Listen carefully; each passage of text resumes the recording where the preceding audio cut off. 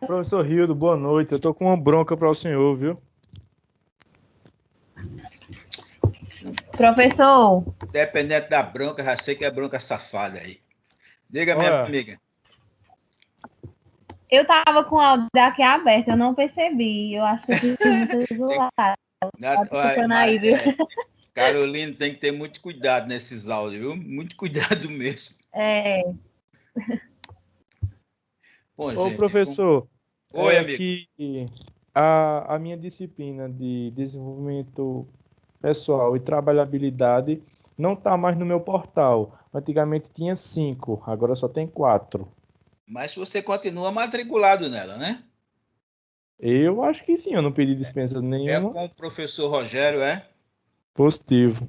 Pronto, eu vou falar com o professor Rogério, ver se aparece para ele lá, porque de qualquer forma ele está mandando o link também, né? Tá, eu entro pelo código e pelo link. Pronto, eu estou gostando porque vocês estão gostando da aula dele, está sendo muito dinâmica, e isso é muito bom mesmo, porque não é muito fácil não trabalhar com a cadeira de desenvolvimento pessoal e trabalhabilidade, não. Mas tá sendo ótimo. Tá. Professor, Oi, amigo. olha, é que saiu o negócio agora do decreto, né, tal, aí que de dia 1 até dia 25, aí eu vi que tá dizendo assim, tipo, faculdades vão estar abertas e voltar ao normal. Por que não volta na sala também? Porque é muita responsabilidade para a faculdade. Se alguém contrair o vírus da Covid em qualquer local por aí, simplesmente acaba contrair. Mas se for dentro da faculdade, isso dá maior repercussão, né? Nós temos também professores em área de grupo de risco. Então a gente tem que fazer isso com muito cuidado, porque nós iríamos abrir mesmo. Aí foi quando veio o decreto de Paulo Câmara, né? E agora prorrogou até o dia 31. Então, esperar aí, liberar para que todo mundo junto, porque seria melhor. Bom, seria bom para vocês e bom para a gente, né? No momento, para quem não tem transporte, aí tem uma certa dificuldade, porque vai atrás de transporte, esse processo todo. Então, tem que ir bem devagarinho. Mas a gente vai voltar presencial, se Deus quiser. Ok, Gente, professor, outra dúvida, rapidinho. Sobre aquelas atividades que tem lá no portal, de primeira, segunda unidade e tal, todas as disciplinas tem que fazer aquela atividade, né? as disciplinas DOL, né? E no caso aí tem a disciplina híbrida, que é essas nossas, todas as disciplinas do primeiro período.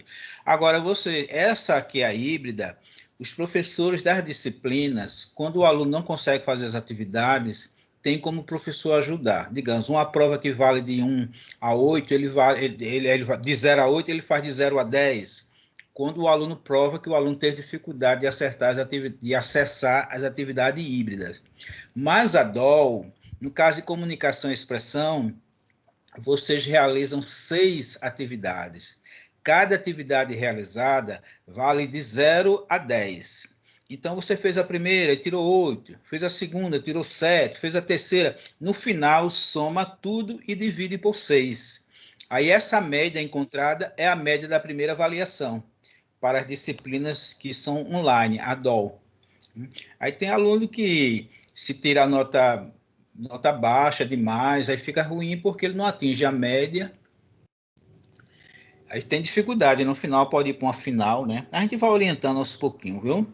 E as questões que tá lá foi feita por senhor assim, Não, cada. é feita pelo banco de dados. A gente hoje vai resolver algumas questões nessa, mas tem umas questões lá que é feita pelo banco de dados e, por incrível que pareça, eu não tenho acesso àquelas questões. Porque eu gostaria de ver quais são as questões que estão postando lá, para ver se está de acordo com a ementa que eu estou trabalhando, né? Se está seguindo a ementa.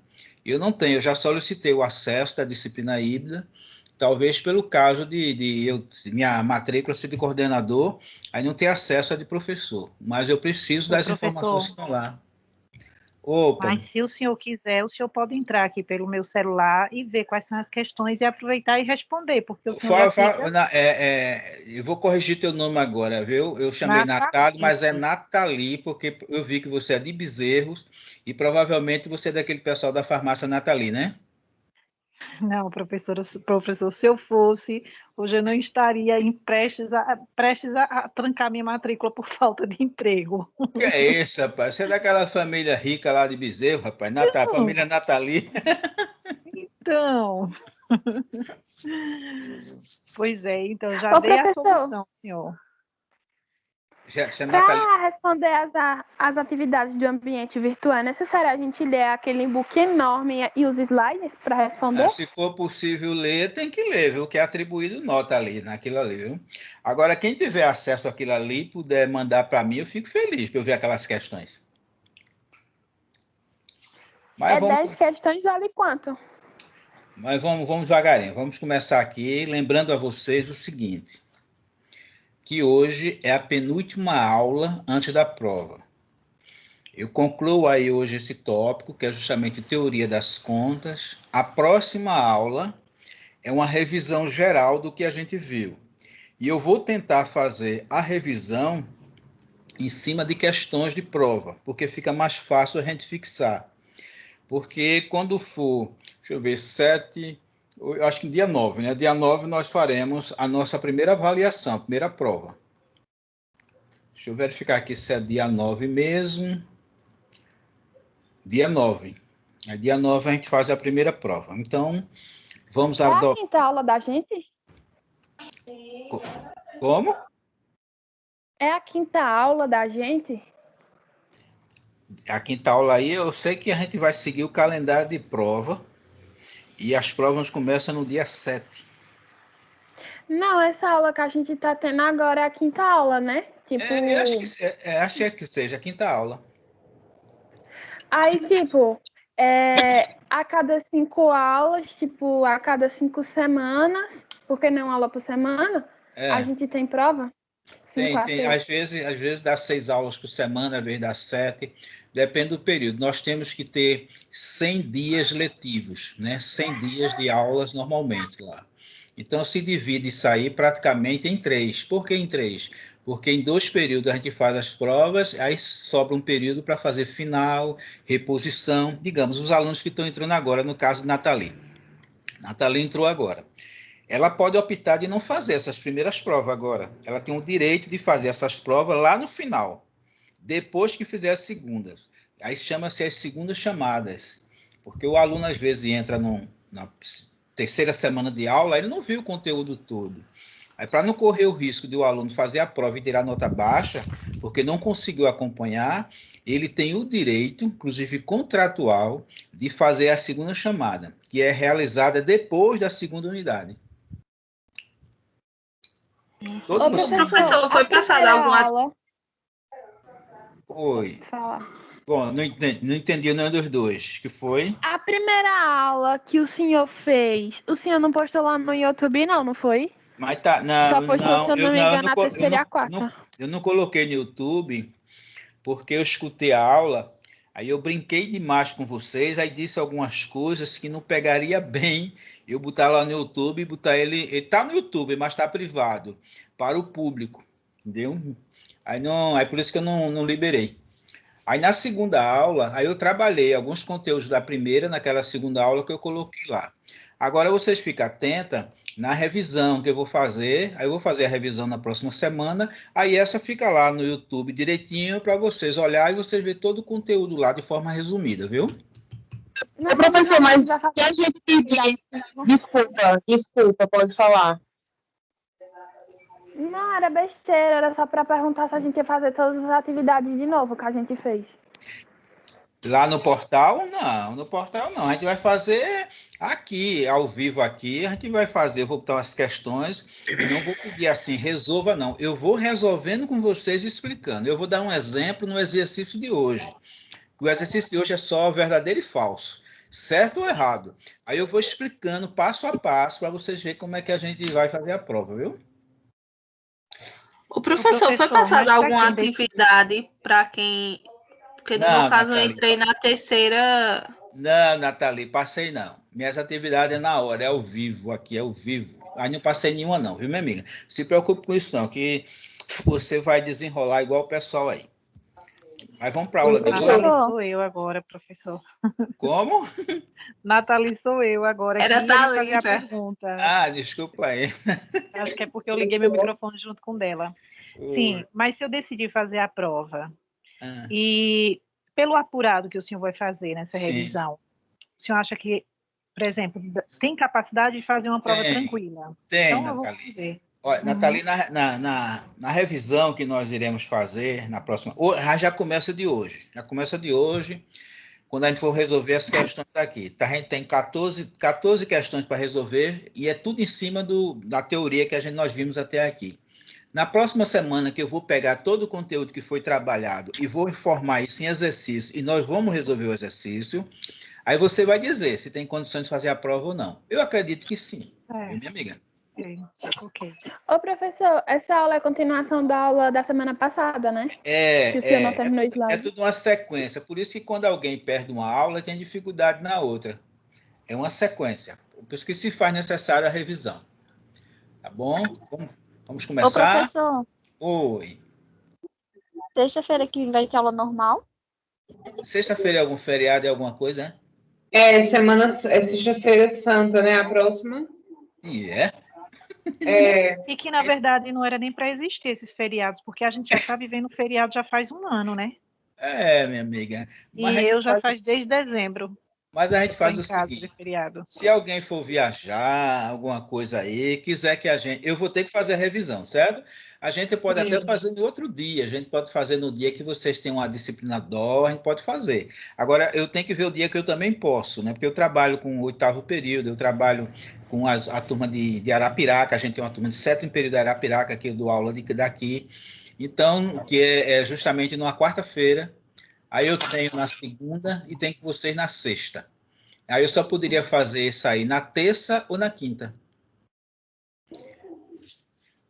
Viu? Mas vamos começar aqui, vamos devagarinho. Fica na sexta mesmo, normal, professor.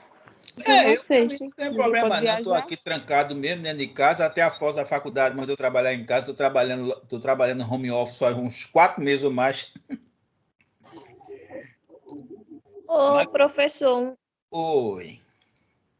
Uma dúvida. Sobre a segunda chama.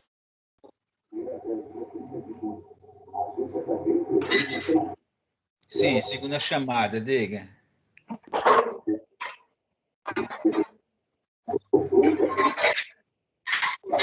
Bom, não escutei não, né?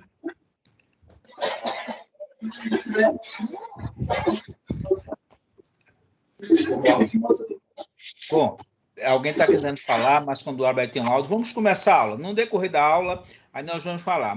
Osana, queria falar alguma coisa, Osana? Não. Beleza. Então, vamos lá, gente. Vamos começar a aula aqui. Aí, no decorrer da aula, a gente vai dar um intervalozinho, conversa alguma coisa, viu? Mas vamos continuar. Só não começa hoje, não.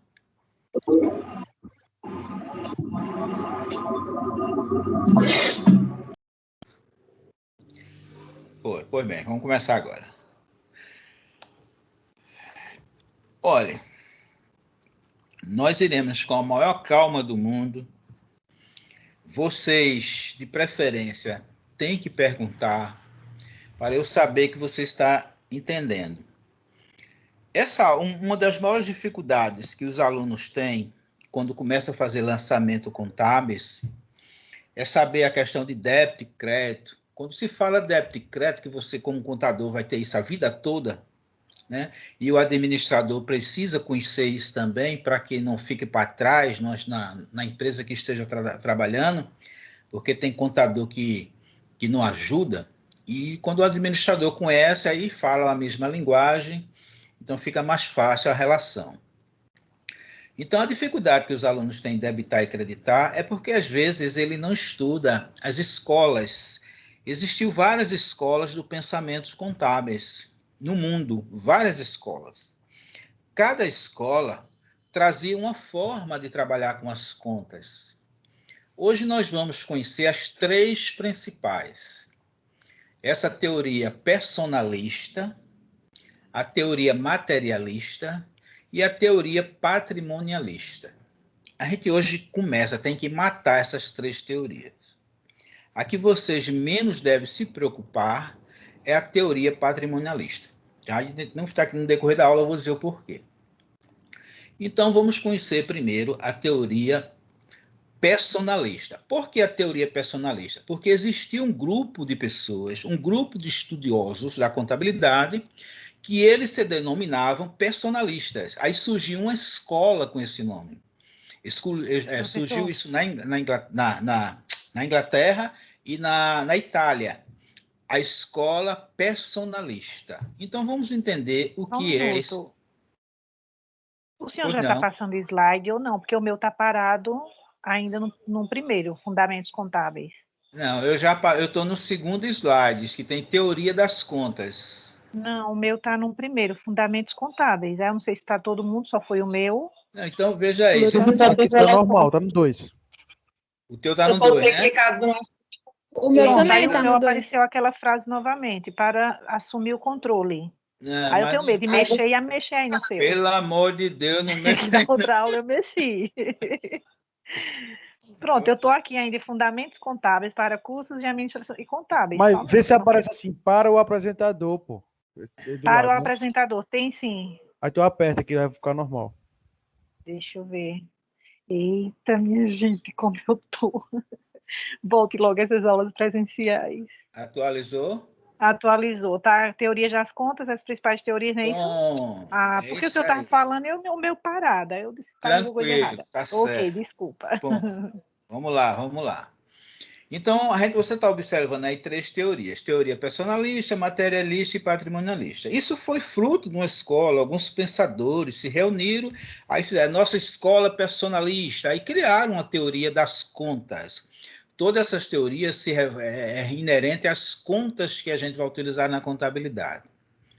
A teoria personalista, que eu gostaria que todos entendessem, porque se dominar isso aí, a gente não vai ter dificuldade em entender débito e crédito. Então, ele atribuiu as contas às pessoas. Alguém era responsável, digamos, alguém era responsável pelos bens da empresa. Nós aprendemos no início das aulas que o que é bem?